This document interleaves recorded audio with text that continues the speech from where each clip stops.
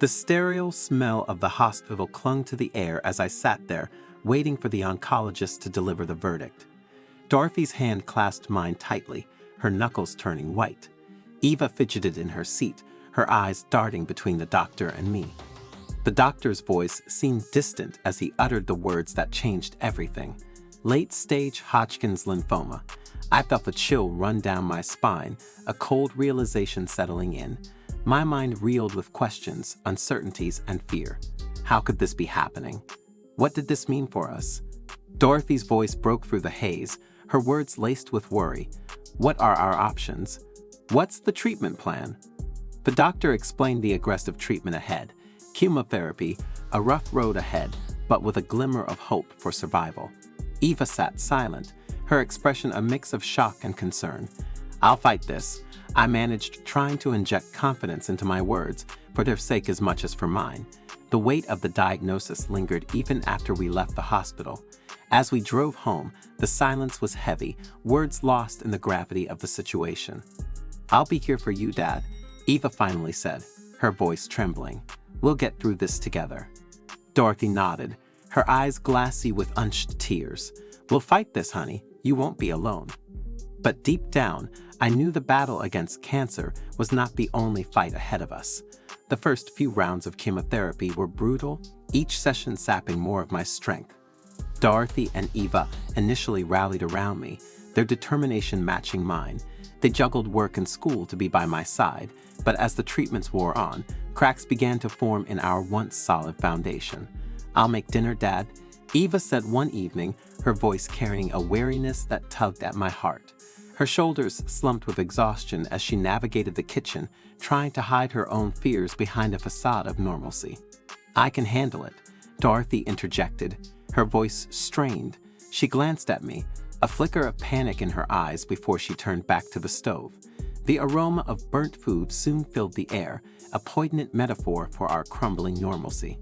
As the days passed, their eagerness to help waned. Tasks I once saw them gladly undertake became burdensome requests. The weight of my illness seemed to grow heavier for them, and I couldn't fault them entirely. "I need both of you," I admitted one evening with vulnerability in my voice. "It's hard, but we have to stick together." Dorothy's gaze faltered, a mixture of guilt and helplessness evident in her eyes. "I'm trying, but it's overwhelming," she confessed, her voice barely a whisper. Eva nodded, tears brimming in her eyes. "I want to help, but I'm scared, Dad," she admitted, her voice quivering. The unspoken fear lingered in the room, hanging between us like a heavy fog. The once unwavering support was becoming fragile, and I struggled to find a way to mend what was breaking. The strain in our home was palpable. Dorothy and Eva's reluctance to assist me during my chemotherapy sessions grew with each passing day.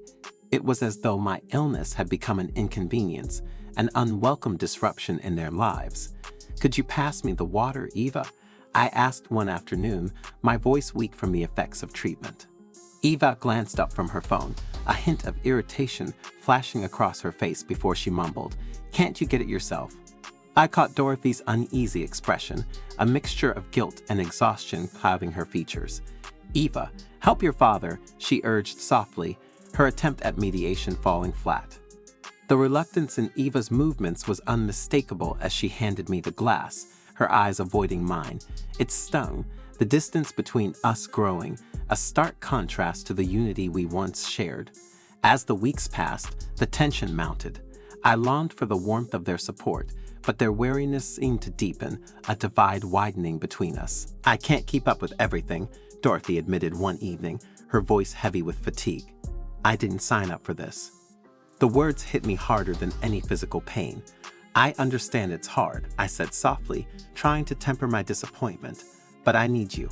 We promised to face this together." Dorothy's gaze faltered, guilt etched on her face. "I know, but it's overwhelming. I didn't expect it to be like this."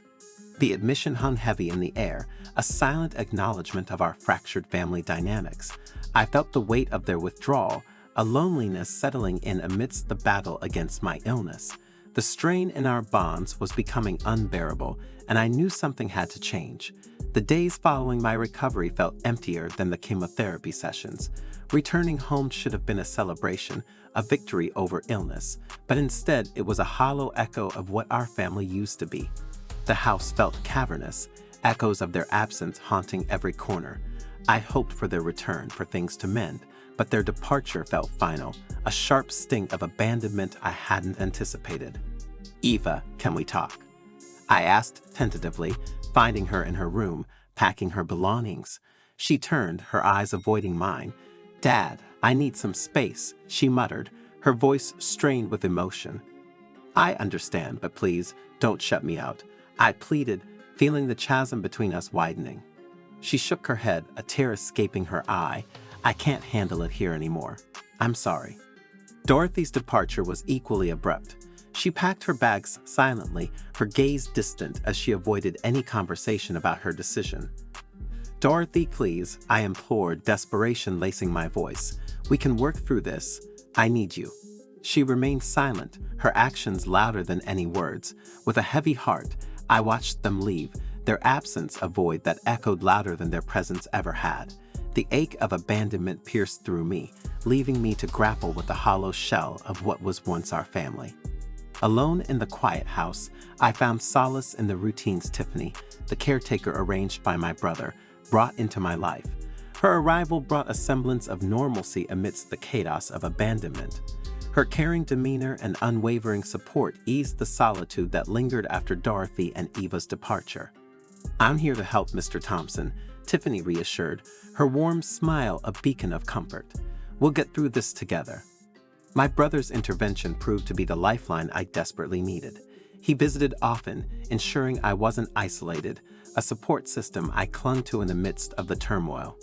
"You're not alone in this, bro," my brother, Mark, affirmed, his presence a reassurance of solidarity. "We'll navigate this storm together." Tiffany's dedication to my care and Mark's unwavering support became the pillars upon which I rebuilt my life. Their presence softened the sting of abandonment, reminding me that amidst the chaos, there were still anchors I could rely on. Their unwavering support became the lifeline that sustained me through the darkest days.